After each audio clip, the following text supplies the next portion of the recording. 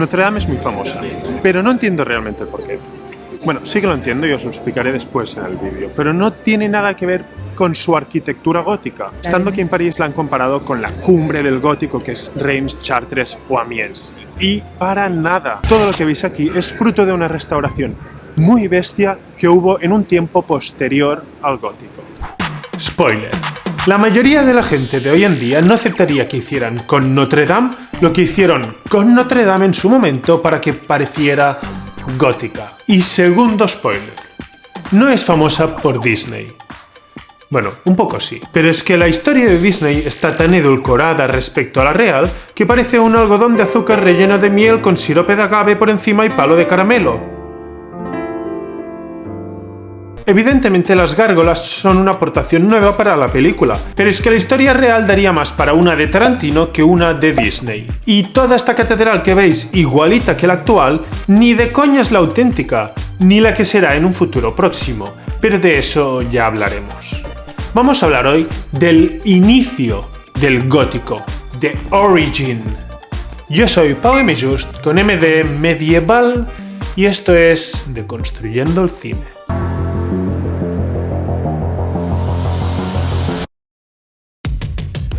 Charles Darwin publicó en 1859 El origen de las especias, y con eso no solo remató años de viajes y estudio y lectura que hizo él sobre la evolución, con eso remató los años de viajes, de estudio y lectura que hizo mucha gente antes que él. Lamarck, Linneo o posteriormente Wallace también lo debatían. De hecho, Darwin y Wallace llegaron a una única conclusión muy parecida, aunque de formas independientes. De hecho, Darwin tenía clara su teoría, pero no la había presentado al público porque la sociedad victoriana habría rechazado cualquier opción que no fuera que el origen era Dios. Pero un buen día el joven Wallace le escribe diciéndole: oye, mira, es que estoy en Malasia y esto de verdad que es para verlo. Fíjate que creo que la evolución depende, ojo a esto, de la selección natural. A lo que Darwin dijo algo así como: cuéntame algo que no sepa. Pero eso le motivó a escribir con Wallace un artículo y posteriormente a presentar El origen de las especias, el cual Wallace defendió a más no poder. Pero ¿cómo dos científicos, casi que al mismo tiempo, uno en Galápagos y el otro en Malasia, llegan a una misma y única conclusión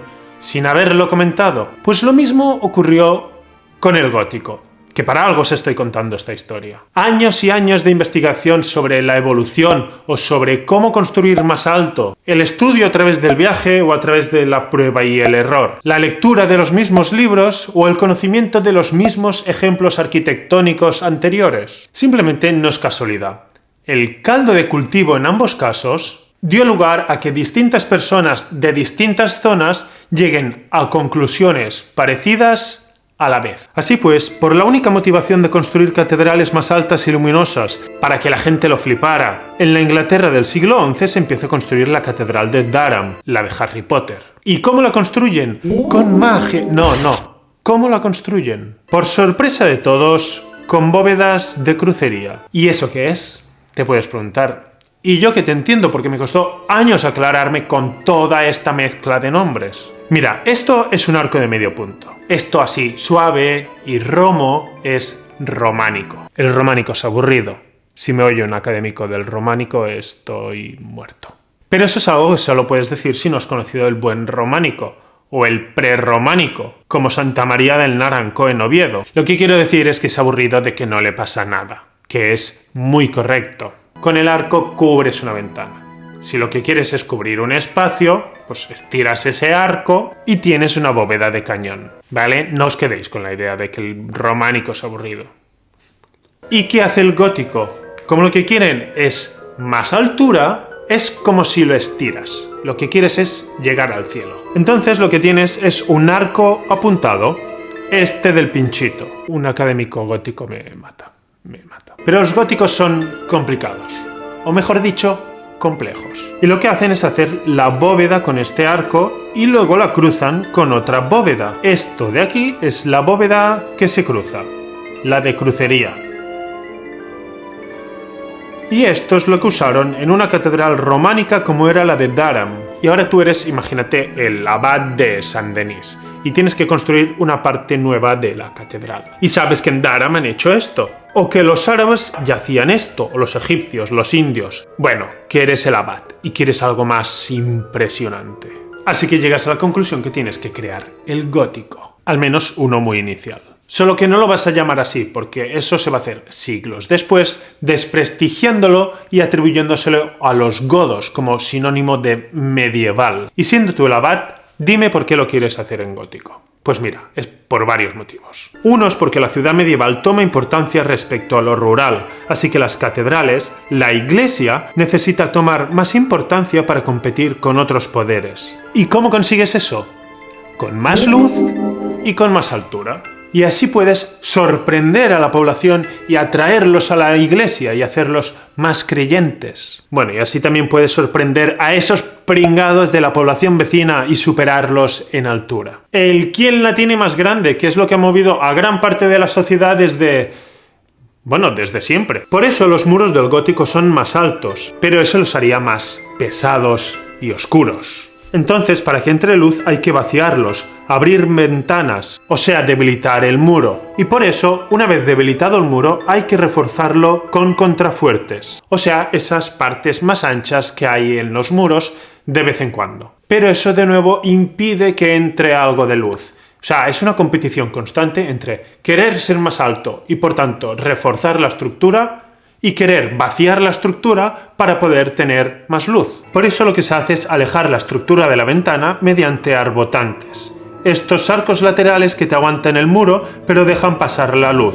Y que en definitiva lo flipes con el gótico luminoso y espectacular, alucinante, altísimo.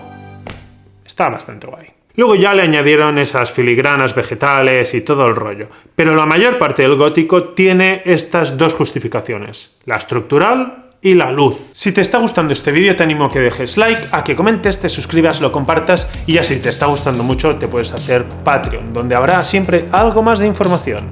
¿Y dónde está Notre Dame en todo esto? Que yo la vea. Pues Notre Dame directamente está que no está. Notre Dame no fue ni la primera ni la más impresionante de las catedrales góticas. Fue una más en el proceso entre románico y gótico. Anteriormente ya había sido un lugar de culto celta, romano, una iglesia cristiana. Y esta iglesia precisamente resulta que, por algún motivo, porque era demasiado pequeña, porque era demasiado fea, o yo qué sé, por otro incendio, deciden hacer en su lugar una iglesia románica, la de los arquitos aburridos. Y después llegará la gotización. Es un momento en que les llega el encargo y no saben construir puramente en lo que viene siendo el gótico. Es más, Notre Dame podría haber sido importante como un ejemplo de ese gótico inicial que todavía tiene trazas de románico, pero un señor llegó siglos después, tarde, a la fiesta y descubrió el gótico. Y todo lo que tenía la catedral que le recordaba al románico o a ese gótico inicial lo hizo desaparecer. Quiso hacer el gótico más gótico todavía. Más como se supone que debería haber sido el gótico en ese momento. Porque esos antiguos franceses eran unos ineptos intentando inventar el gótico. ¿Qué sabrán ellos? Así que hizo desmontar unas cosas auténticas e hizo construir otras para que fuera más puramente gótico. Entonces, si parece gótica pero no lo es tanto y no destaca por ello, ¿de qué le viene la fama? A ver, si algo tiene Notre Dame es que por estar donde está ya tiene importancia. Es visible, está en el corazón de París, así que se convierte en un monumento desde el principio. Pero la fama también le viene de ser ya algo grande para albergar multitudes y ser un lugar donde hacer misas funerarias, bautismos de príncipes. Pero entonces llega la revolución y esa importancia que había tenido la iglesia es momento de que la tenga el pueblo. Se saquean iglesias y Notre Dame entra en decadencia. Luego llega Napoleón y es proclamado emperador en la misma Notre Dame en 1804. Pero a la gente le sigue pareciendo algo que da miedo, esas formas góticas, es muy medieval. Y entonces llega el señor Víctor, de apellido Hugo, y escribe una historia que ocurría en la catedral. ¿Por qué? Pues porque le gustaba Notre Dame y le parecía indignante que un edificio del cual había puesto la primera piedra Carlomagno y la última Felipe Augusto estuviera tan maltratado. La historia que escribió ya la sabéis. Es la historia de Quasimodo, que empieza cuando el juez Frollo, al más puro estilo Manuel Valls, se pone en contra de los gitanos. Vamos, que quiere acabar con ellos porque racismo. Entonces, gracias al archidiácono, no mata a Quasimodo y acaba ocupándose del bebé con malformaciones que ocultará en la catedral de Notre Dame para que nadie lo vea. Bla bla bla, Quasimodo se enamora de Esmeralda, bla bla bla, y acaba más feliz que una perdiz con el capitán, y falso. La historia de Disney, como siempre, es más dulce, y en este caso deja mejor a la iglesia que la obra original, porque meterse con la iglesia para Disney ya era una red flag, una línea que no querían cruzar, era too much. Para empezar, el archidiácono no impide nada, porque el archidiácono es el propio Frollo, que no es juez. Pero bueno, total, que en la novela mueren todos. O sea, todos, menos el militar, que ni siquiera está enamorado de Esmeralda. Las gárgolas, Víctor Hugo y Laverne, fueron nombradas así por Víctor Hugo, autor de la obra, y bueno, no encontraron a una autora romántica, así que le pusieron Laverne por la mujer del director. Y esta novela fue la que dio a Notre Dame fama hasta tal punto de sacarla del abandono. Precisamente gracias a ella, la restauraron de una forma bastante bestia, irrespetuosa, invasiva, por mucho que guste a la gente de hoy en día. Vamos, que la cambió de arriba a abajo, haciendo lo que se suponía que era el gótico. ¿Veis todo esto? Viollet-le-Duc. Todo esto de aquí, Viollet-le-Duc. De hecho, también era suya la famosérrima aguja, porque Viollet-le-Duc despreció lo que había sobrevivido de Notre Dame en su presente y lo reconstruyó con su nuevo estilo, el neogótico. Y ahora hay mucha gente que defiende que se reconstruya la aguja, que siguiendo esa misma lógica, jamás habrían permitido que se construyera en su momento. Pero el problema no es construir algo añadido en un estilo más actual. El problema es hacer pasar algunas construcciones por antiguas, cuando realmente no lo son. Es engañar al visitante, que es lo que hizo Leduc y lo que van a hacer con la aguja. Básicamente es petarse toda lógica de restauración actual. Espero que os haya gustado este vídeo y si es así, estad atentos, suscribíos porque el siguiente vídeo va a ser una continuación de este, también sobre Notre Dame, pero sobre qué le deparará al futuro y cuáles son las propuestas que se hicieron para la aguja. Y también vamos a hablar de qué es restauración hoy en día y me voy a inventar un estilo arquitectónico. ¡Adiós!